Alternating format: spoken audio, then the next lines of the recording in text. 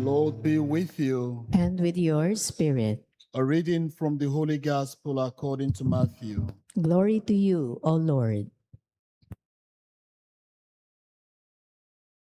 A demoniac who could not speak was brought to Jesus.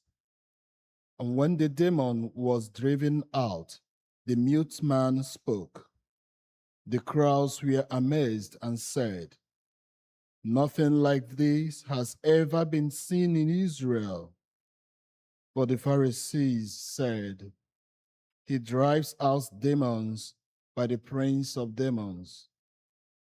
Jesus went around to all the towns and villages, teaching in their synagogues, proclaiming the gospel of the kingdom and curing every disease and illnesses. At the sight of the crowds, his heart was moved with pity for them, because they were troubled and abandoned like sheep without a shepherd. Then he said to his disciples, "The harvest is abundant, but the laborers are few.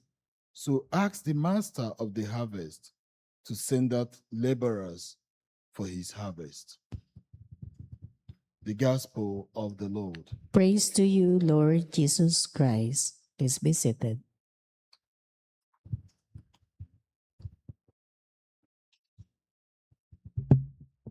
Praise be Jesus Christ. Now and forever. Good morning mga kapatid. Pakibati din ng Happy Fiesta ang ating mga kasama. May hangover pa tayo. And to our online parishioners, thank you also for praying with us. Andito pa ho si Maria Goretti. Fresh pa ho ang mga flowers. Happy Fiesta ulit sa ating lahat.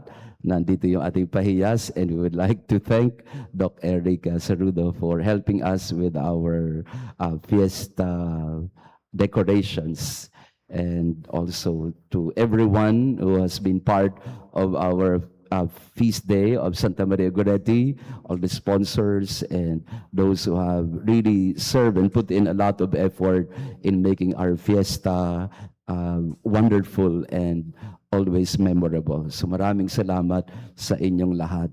And yesterday, my theory was confirmed kasi nagawa po ako ng little survey, and true enough, yung aking survey ay yung ating parokya talaga po, most of our parishioners, in fact, I have proven now with data na 99% of Santa Maria Goretti comes from other places.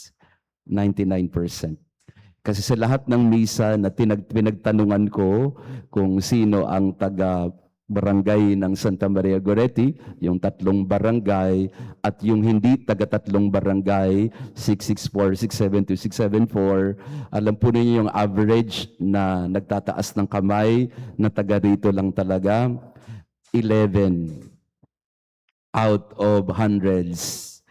Yan. So, hindi nga ho 10% eh. Siguro 1%, 0.01%.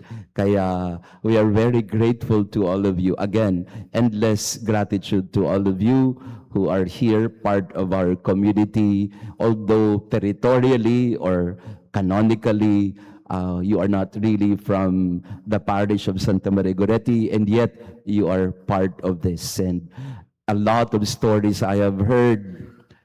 Kahapon may isang kwento ako narinig about a family so beautiful and inspiring. Dinala niya ang kanyang mga magulang dito. Ang nanay niya at tatay ay deaf, parehong deaf. And they rely on online masses in order to deaf pero nakakabasa ng lips, no, yung kanyang mga magulang. Pero yung anak na nagdala sa kanyang mga magulang ay nakakarinig, hearing. Sabi ng anak, "Thank you, Father, because kaya sana po sa online, i-pronounce po ninyong mabuti yung inyo pong pag nagsasalita kayo, kasi binabasa po. Ako ini-interpret ko sa mga parents ko, pero nakakabasa sila ng lips, lip readers sila. May mga ganun palang mga deaf and mute pero kaya nilang magbasa ng lips. Kaya mga lektor, pwede ba? Pag nagbabasa tayo, ibuka ang bibig para mabasa ang ating mga pinapahayag. And we pronounce our words carefully and clearly so that meron pala tayong mga nasa online na deaf. Kasi hindi naman sila daw makapunta sa simbahan kasi wala namang interpreter. Kaya nandun sila sa bahay and may interpreter sila sa bahay pero wala sa simbahan. So I'm even thinking about it na hopefully later on kung meron mag-volunteer, even our online masses can be, may interpreter tayo kagaya ng sa Manila Cathedral. No? O, meron kasi silang resources. So baka may mag-volunteer. I'm talking about this family because our gospel today talks about the healing of a deaf man. Hindi lang siya mute, he was also possessed, a demoniac who could not speak. And he was brought to Jesus, and the demon was driven out of the mute man. And he was able to speak and proclaim. This is the miracle that can happen if a community brings people closer to Jesus. It was not the deaf man possessed by a demoniac who brought himself to Jesus. It was his friends. Time and again you will see this in the stories that we find in the Bible, especially in the Gospels. People bringing people to Jesus. The paralytic was brought by his friends. And yesterday, if we read from the daily reading, it was the father, the official who brought to the attention of Jesus the condition of his daughter. So, in order for people to be healed, we need instruments. We need people who would become bridges for them to encounter and experience the Lord for their healing.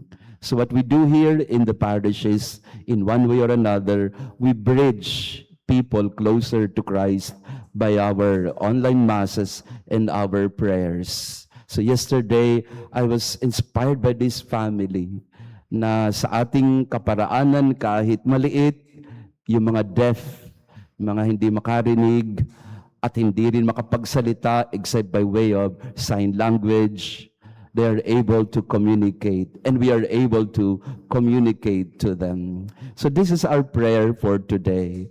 We pray that we may become instruments for people to get closer to Jesus. May we become the interpreters of those who cannot yet understand and could not fully interpret God's will or plan for them. Ang batang ito, nakakatawa, no? Ang parents niya, parehong deaf, pero siya nakakapagsalita. And she is the spokesperson of her parents. Wonderful. May we become like that. It is Jesus who heals, not really the saints.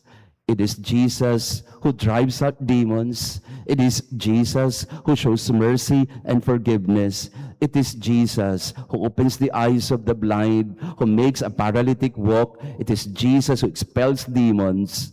But we can bring these people closer to Christ in our own humble capacity, whatever it is. That is our mission in life, not to change people. It is to bring them closer to Christ, and it is Christ who will perform the miracle for them. May we become interpreters of God's word. May we become bridges so that people can encounter the Lord. That can be our simple mission every day. You don't have to bring Jesus to people, but you can very much bring them to Jesus. In the end, it is the Lord who will heal them. So we thank you, all of you, hopefully through the ministry of Santa Maria Goretti Parish, kahit maliit na parokya tayo, in one way or another, we become instruments of leading people closer and closer to the Lord. Let that be our simple and humble mission as a community. Praise be Jesus Christ. now and forever. Let us pray. Having consumed these gifts, we pray, O Lord, that by our participation in this mystery, its saving effects upon us may grow through Christ our Lord. Amen. Again, maraming salamat sa inyo pong pagdalo sa ating banal na misa. To our online parishioners, our endless gratitude to all of you. Maraming salamat sa kapistahan ng ating patron saint, Santa Maria Goretti. And all of us, we pray for healing, especially that the Lord may open our eyes, our ears, our mind and heart to see the goodness of the Lord and to be able to proclaim His love to others. The Lord be with you. And with your spirit. And may our loving God bless you and your family, the Father, the Son, and the Holy Spirit. Amen. Our Mass has been offered. Go in peace to love and serve the Lord. Thanks be to God.